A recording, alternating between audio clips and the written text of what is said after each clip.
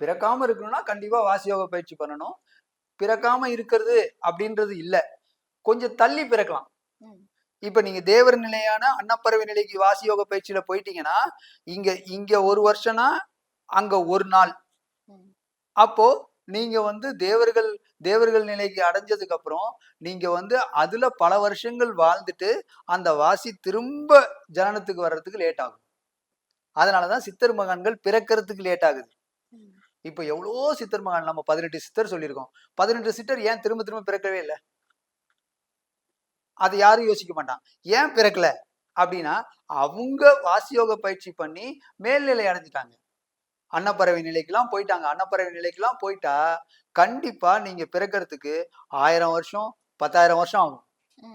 அன்னப்பறவை நிலைக்கெல்லாம் நீங்க போயிட்டீங்கன்னா மறுபிறப்பு எடுக்கிறதுக்கு உங்க வாசி மறுபிறப்பு எடுக்கிறதுக்கு 10,000 வருஷம் மேலேயே ஆகும். அப்போ அந்த வருஷம் கழிச்சுதான் அவங்க வந்து பிறப்பாங்க. சித்தர்கள்லாம் பல வருஷமா அந்த அன்னப்பறவை நிலையான அந்த வாசியாவே அவங்க சுத்திட்டு இருக்காங்க. அவங்க இன்னும் வரல. மேக கூட்டத்தோடயே சுத்திட்டு இருக்காங்க.